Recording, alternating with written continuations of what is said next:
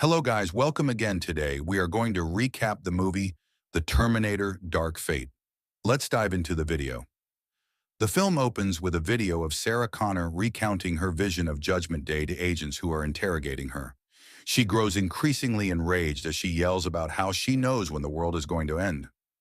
We then see Skynet Terminators ravaging a beach in the midst of an ongoing war. However, Sarah's voiceover states that she stopped this future from happening and therefore prevented the rise of Skynet. She and her son John are living in Guatemala in 1998. As they are enjoying time together at a bar, a T-800, Arnold Schwarzenegger, arrives and blasts John in the chest. Sarah shoots at him and tries to stop him, but she is too late and John is gone. Sarah cradles her son's body in agony. 22 years later in Mexico, a couple watches as something teleports from the future. They find a young woman, Grace, and they attempt to take her to the hospital before authorities arrive to stop them. As they try to apprehend Grace, she wakes up and reveals she is enhanced as she fights the cops off. She then steals the boyfriend's clothes and car to head out into the city. The next day, Dani Ramos wakes up her brother Diego. They live with their father, and the siblings work at a factory. They leave for work right before a more advanced Terminator teleports to that day. He steals a woman's clothes and goes to the Ramos home to speak to Vicente, claiming to be a friend of Daniela. Vicente notes that her friends call her Dani. Rev 9 then goes to the factory disguised as Vicente, while Grace is also there pretending to be a worker. Rev 9 almost catches Dani and Diego, but Grace catches him first. She shoots Rev 9, making Dani think her father has been shot, but Grace lets her know real quick that he is not her father. She takes the siblings and rushes out to escape Rev 9, who pursues them across the highway. As Grace attempts to fight him off, it's shown that Rev 9 can use his endoskeleton as a second body, making him nearly impossible to hurt.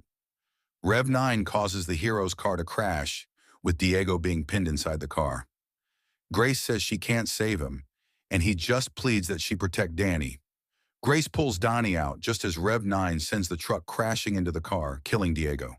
Before he can finish off Grace and Dani, Sarah arrives with an RPG and other explosives to hold the machine off long enough for her to get Grace and Dani out of there. Grace tries to drive away with Dani, but she starts to grow weaker due to her metabolism not working right.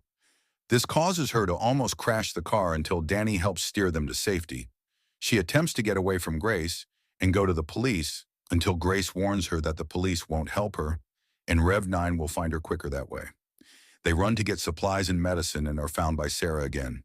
She takes the ladies to a motel so that they can explain their situations. Sarah confirms to Dani that her father is dead, leaving her without any family.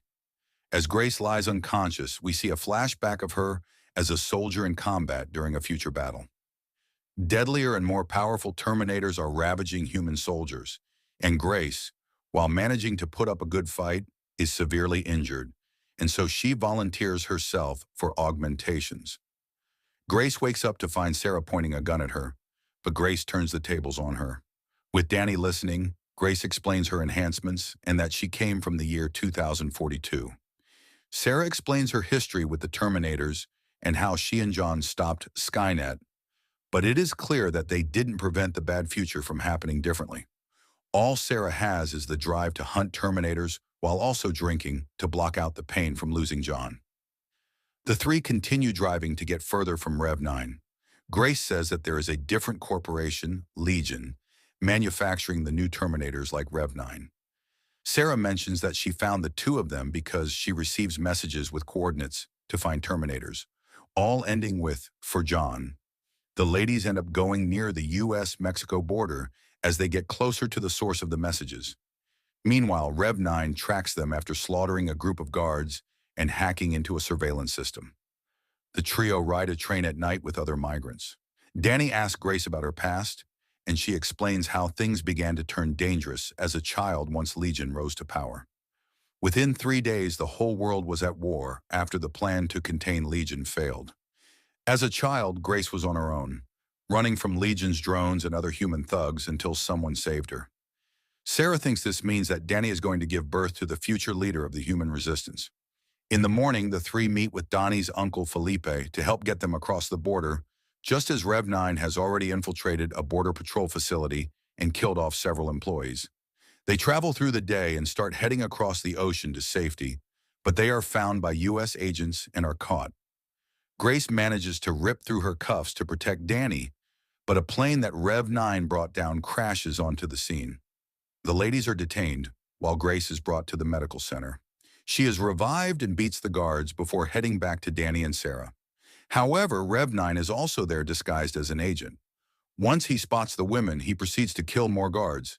People begin running in a mass panic. The trio run outside to get onto a helicopter. Dani jumps out briefly to shoot at Rev 9 before he kills Sarah, but they manage to get away from him. Grace chastises Dani for putting herself at risk. The three fly until they trace the location of the messages to a man named Carl.